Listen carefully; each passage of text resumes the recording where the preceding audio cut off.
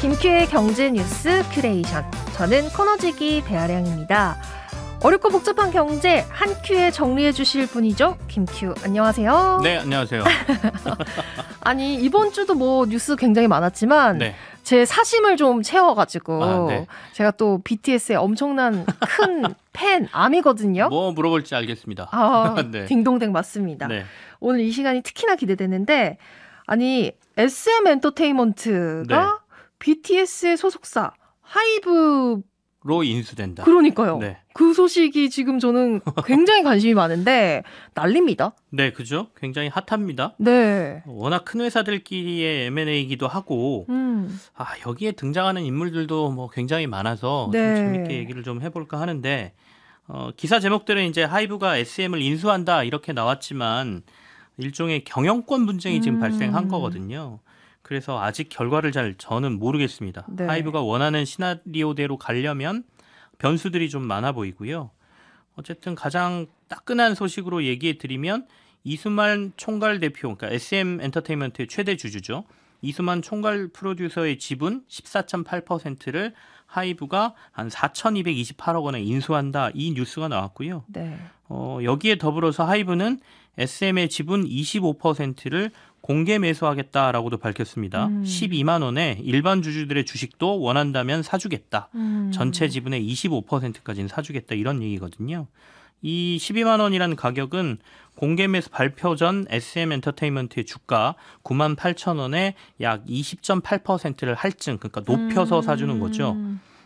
하이브는 이렇게 이수만 씨의 지분하고 공개 매수한 지분 25%를 더하면 최종적으로 19.8%의 지분을 이제 SM 지분을 갖게 되니까 앞으로 최대 주주가 될 수 있다. 이런 얘기가 되겠습니다. 39.8%의 지분을 가진 SM의 최대 주주가 된다는 거죠. 네, 계획이죠. 거의 40%인데 네.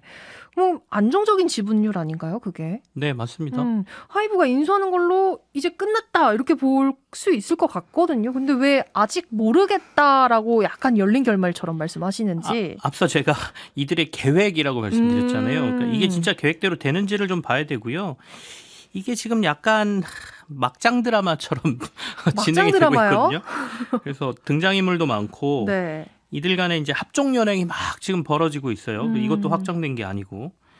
그리고 하이브가 이수만 씨와 지분 인수 계약을 맺긴 했지만 결국에는 돈이 지급되고 지분이 진짜 와야 끝나는 거고요. 네. 특히 공개 매수를 진행한다고 했지 않습니까? 네네. 이 공개 매수 25%가 자신들의 목표인데 이 25%를 공개 매수를 통해서 정말 확보할까?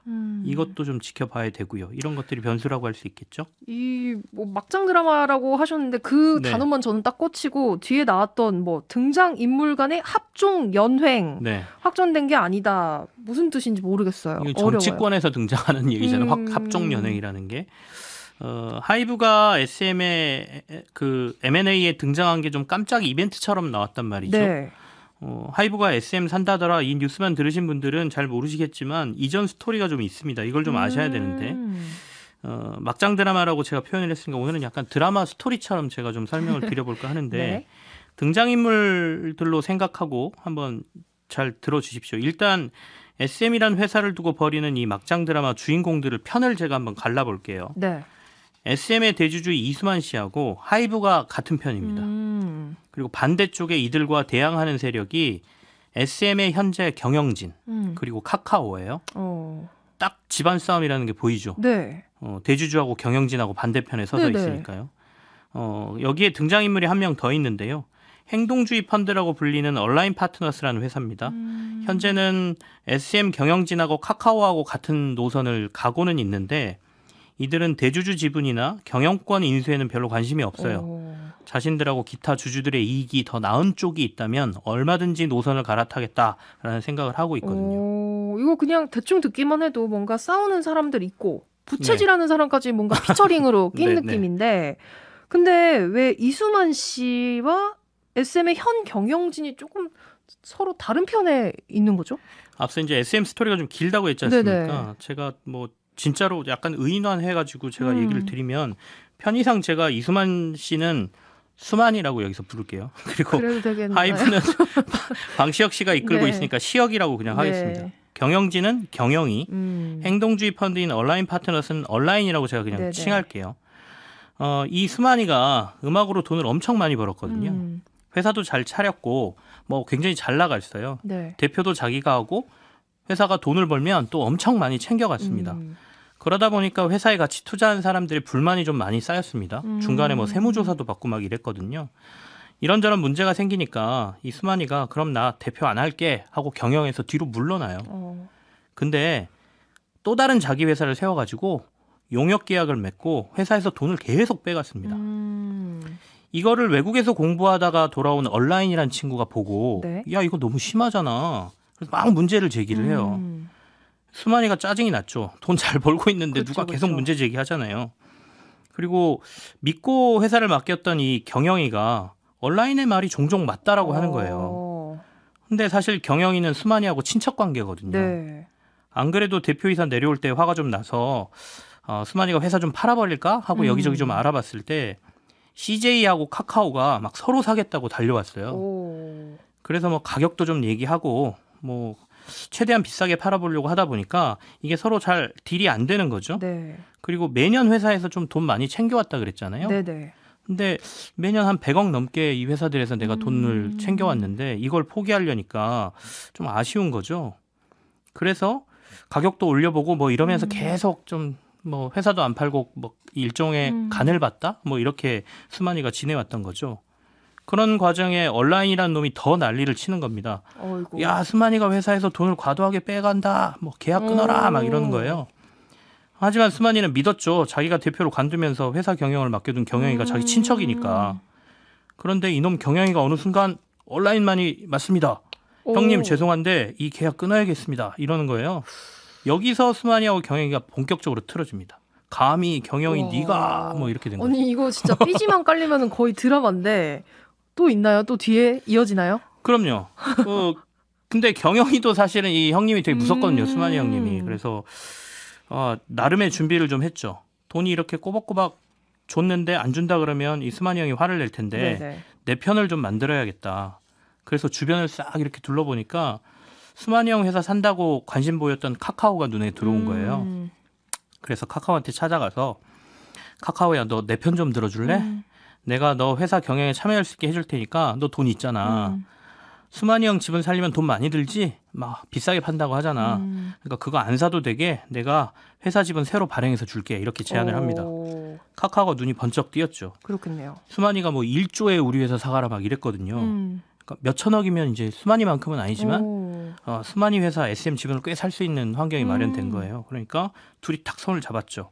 그래서 우리는 SM의 미래를 이끌어 갈 겁니다. 뭐 SN 3.0 뭐 이런 미래 비전을 제시하고 삼자배정 유상증자하고 전환사채를 발행하기로 발표를 하죠. 오, 이거 경영이가 어떻게 보면 좀 반기를 들고 네. 한 건데 우리 지난주에 배웠던 단어 등장했어요. 네. 전환사채. 그렇습니다. 여기서도 나오네요. 주식으로 전환할 수 있는 변신 로봇 같은 네. 채권이다. 제가 이렇게 설명드렸잖아요. 네네. 회사에 돈을 빌려주는 거지만 원한다면 돈 대신 주식으로 돌려받을 수 있다라고 하는 거니까 신주도 발행받고 삼자배정 유상증자는 특정인을 콕 집어서 너한테만 주식 새로 발행해준다 이런 거거든요. 기존 주주들이 신주를 발행하게 되면 우선권을 받을 권리가 있지만 특정한 경우에 한해서 삼자배정 그러니까 특정인을 대상으로 주식을 발행할 수 있게 상법에 돼 있거든요. 그러니까 둘 다 주식을 꽤 확보할 수 있는 권리를 카카오가 가져갔다 이렇게 보면 되죠. 근데 이렇게 되면은 우리 수만님이 화가 안 날 수가 없을 것 같은데. 수만이라고 하기가 부담스러우신가 봐요. 저는 못하겠어요. 그렇죠. 이 수만이가 이걸 듣고 네. 야 이건 배신이야 배신 이런 거예요. 특히 더 화가 나는 건 자칫 자기가 지분을 팔 때 이른바 경영권 프리미엄이라는 걸 받아야 되는데 네. 잘못하면 이걸 못 받게 되는 거죠. 왜냐하면 경영이하고 카카오가 그렇겠네요. 회사 이사회를 다 장악해버리고 카카오가 만약에 여기서 더 지분을 늘려서 자기하고 비슷한 지위를 갖게 되면 아예 그 경영이라는 것 자체가 위협을 받지 않습니까? 맞네요. 더구나 카카오는 얼마 전에 중동의 오일 갑부하고 친해져서 1조 원 넘는 돈을 투자받았다고 막 자랑하고 다녔거든요. 경영권 프리미엄을 못 받는 건 지분을 싸게 팔아야 된다는 거니까 이 욕심 많은 수만이는 이걸 용납할 수가 없습니다. 그래서 변호사를 부릅니다. 이날 바로 기존 주주들의 권리를 침해한 거다 이거는. 일방적인 경영진의 신주 발행, 전환사채 발행을 중지해달라라는 발행 금지 가처분 신청을 법원에 냅니다. 지금 이제 뭐 기승전결 엄청 다이나믹하게 가고 있는 것 같은데 네. 어떻게 됐습니까? 그래서 아시겠지만 법원은 판단을 그렇게 빨리 내리질 않습니다. 그쵸. 그래서 시간이 좀 걸리죠. 네. 그러니까 이걸 내놓고 수만이는 좀 불안합니다. 더구나 법원이 가처분 신청을 안 받아들여주면 어떻게 되지 이런 걱정을 하게 되는 거죠. 그러면 결국에는 나는 내 집은 비싸게 팔려고 3년이나 끌었는데 그러게요. 이거 잘못하면 싸게 팔게 생겼는데 그래서 이제 결심을 하는 거죠. 이들이 내 뒤통수를 치기 전에 내가 먼저 쳐야겠다. 그게 시어기를 만나는 거죠. 그래서 사실 수만이는 시어기를 굉장히 싫어했거든요. 왜냐하면 자기가 사는 케이팝 동네에서 자기가 짱을 먹고 있었어요. 대빵을 먹고 있었는데 나이도 어린 시어기가 자꾸 자기가 이 동네 짱이라고 하고 다니니까 조금 기분이 나빴었는데 그래도 어쩔 수가 없는 거죠. 그래서 다음 날 수만이는 자기 지분을 시어기에게 모두 넘기겠다는 발표를 하고 시장에서 거래되는 주가보다 20.8% 높은 가격을 받았다 이렇게 발표를 하죠. 더불어 카카오나 경영이가 이사회를 장악하면 지분을 사도 의미가 없어지거든요. 이제 시어기가. 그러니까 주주총회에서 안정적인 자신들의 사람을 이사회에 집어넣을 수 있는 의결권을 확보하기 위해서 공개적으로 주식을 사는 공개 매수 제도도 시어기가 발표를 하게 됩니다. 수만이 지분을 사주는 가격과 동일하게 12만 원에 다른 주주들의 지분도 사준다 이렇게 하면서 환심을 끄는 거죠. 그래야 그 지분을 자기한테 팔 거잖아요.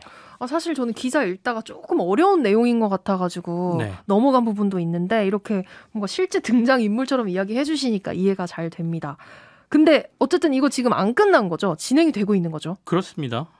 앞서 제가 변수가 좀 많아 보인다라고 말씀드렸잖아요. 물론 어떻게 보면 싱겁게 마무리가 될 수도 있어요. 왜냐하면 한쪽이 물러서면 그냥 바로 끝나요. 네. 근데 이거는 우리가 생각해 볼 만한 것들도 있고 가장 큰 변수 두 가지를 제가 말씀드리면 첫 번째는 이수만 씨가 법원에 제기한 가처분 신청이 과연 받아들여질 것이냐가 관심이에요. 이거는 어떻게 될 거라고 보시나요?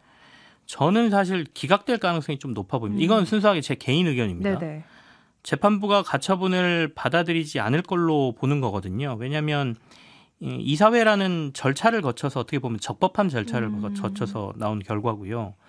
물론 이제 경영권 분쟁이 일어났을 때 단순히 경영권 방어를 위해서 3자에게 신주를 발행한다 이런 것들은 가끔 가처분이 받아들여지기도 합니다. 근데 이번 사례를 경영권 분쟁 중에 있었다 지금 현재 이렇게 보기는 조금 힘들다라는 생각이거든요. 왜냐하면 카카오하고 현 경영진의 명분이 좀 있습니다. 그러니까 회사를 보다 발전시키기 위해서 SN 3.0이라는 미래 비전도 제시했고 네. 결국에는 카카오가 신주를 받고 전환사채에 투자한다는 거는 이 돈을 카카오가 투자금으로 유치한다는 거거든요. 그래서 앞으로 회사의 발전을 위해서 이 돈을 쓴다라는 명분도 있기 때문에 아마도 법원에서 이 가처분 신청을 받아들일까 약간 물음표가 있고요. 아까 전에 변수가 두 가지라고 하셨거든요. 네네. 그럼 두 번째 변수는 어떤 걸로 보시나요? 두 번째는 만약에 가처분이 받아들여지지 않는다라고 하면 방시혁 씨가 이끄는 하이브가 이수만 씨의 지분 인수를 그대로 추진할까? 그리고 공개 매수가 제대로 성공할까? 이게 약간 의문입니다. 특히 이번 지분 인수 계약에 단서 조항이 있는데요. 가처분 신청 결과를 좀 보고 전체적인 결과를 진행하겠다, 절차를 진행하겠다 이런 단서가 좀 붙어 있고요. 방시혁 씨 입장에서는 어찌 보면 그 카카오 측에서 받아가는 신주, 그다음에 전환사채 같은 경우에는 진한 커피에 물을 타는 것처럼 지분 가치 희석이 나타나는 거거든요. 그러니까 다시 말해서 이수만 씨 지분 14.8%를 인수해도 차후에 새로운 주식들이 많이 발행돼 버리면 가져온 지분의 비율이 떨어집니다. 지분율이 떨어지게 되거든요. 그러면 자신이 목표한 40% 지분을 확보하려면 공개 매수 물량을 더 늘린다든지 돈을 훨씬 더 많이 투입해야 되는 게 나오죠. 그리고 공개 매수 가격을 아까 12만 원이라고 제가 말씀드렸는데 네. 이게 공개 매수 발표하기 직전 가격보다 20.8%가 높은 가격이긴 한데 이거 발표하자마자 주가가 거의 12만 원까지 가버렸거든요. 그래서 이 가격이 되게 조금 애매합니다. 왜냐하면 카카오와 경영진 측은 하이브가 들어오는 게 싫잖아요. 네. 그러면 공개 매수가 실패하게 만들어야 되죠. 그러려면 주가를 올릴 만한 굉장히 큰 호재를 터뜨린다거나 그럼 주가가 12만 원을 넘어서 버리면 사람들이 굳이 방시혁 씨한테 내 주식을 팔 그렇죠? 이유가 없어요. 시장에서 파는 게 훨씬 비싸잖아요. 그러니까 그렇거나 아니면 카카오도 돈이 많거든요. 그러니까 이보다 10,000원만 높게 공개 매수를 선언해버리면 하이브는 어떻게 보면 25%의 지분을 확보하는데 실패할 수도 있다. 이런 게 변수죠. 진짜 변수가 있는데 어쨌든 지금 이제부터 시작이다 이런 생각도 좀 들거든요. 네. 근데 아까 전에 우리 등장인물 중에 외국에서 공부하고 왔다는 이 얼라인이라는 친구가 있었어요. 네네. 근데 이 친구가 초반에 좀 들리더니 등장 안 했거든요. 네.